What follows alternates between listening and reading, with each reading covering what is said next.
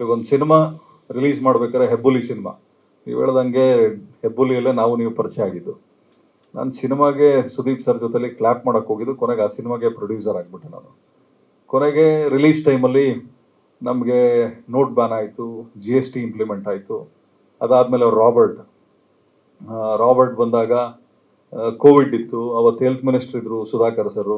ಅವ್ರ ಹತ್ರ ಹೋಗಿ ರಿಕ್ವೆಸ್ಟ್ ಮಾಡಿ, ಸರ್ ಸಿನಿಮಾ ರಿಲೀಸ್ ಮಾಡ್ತಾ ಇದೀವಿ, ಮತ್ತೆ ಥಿಯೇಟರ್ನ ಅವರು ಕ್ಲೋಸ್ ಮಾಡ್ತೀರಾ ಅಂತ.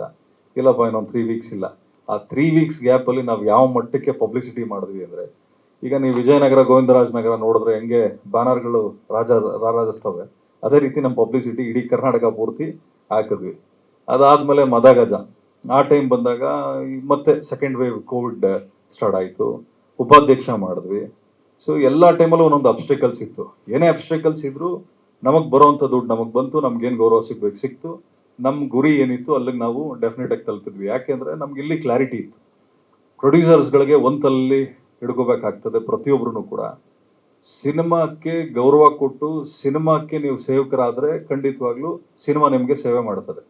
ನೀವು ಸಿನಿಮಾಕ್ಕೆ ಸೇವಕರಾಗಲಿಲ್ಲ, ನಾವೇನಾದರೂ ಸಿನಿಮಾಕ್ಕೆ ಶೋಕಿನ ತಲೆಯಲ್ಲಿ ಹಿಡ್ಕೊಂಡು ಬಂದರೆ ಖಂಡಿತವಾಗ್ಲೂ ಸೈಡಿಗೆ ತಳ್ಬಿಟ್ಟು ಇನ್ನೊಬ್ಬನ ಕರೀತದೆ ಸಿನಿಮಾ ಇಂಡಸ್ಟ್ರಿ. ಸೊ ಹಾಗಾಗಿ ಭಾಳ ಜವಾಬ್ದಾರಿಯಿಂದ ಮಾಡಬೇಕಾಗ್ತದೆ ಸಿನಿಮಾಗಳನ್ನ.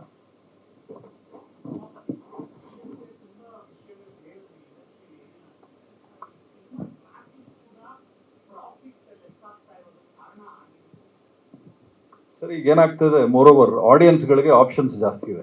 ಈಗ ಪ್ರತಿಯೊಬ್ಬರು ಫೋನಲ್ಲಿ ತೆಗೆದು ನೋಡಿದ್ರು ಕೂಡ ಯೂಟ್ಯೂಬ್ ಇರ್ತದೆ, ಇನ್ಸ್ಟಾಗ್ರಾಮ್ ಇರುತ್ತೆ, ಫೇಸ್ಬುಕ್ ಇರ್ತದೆ.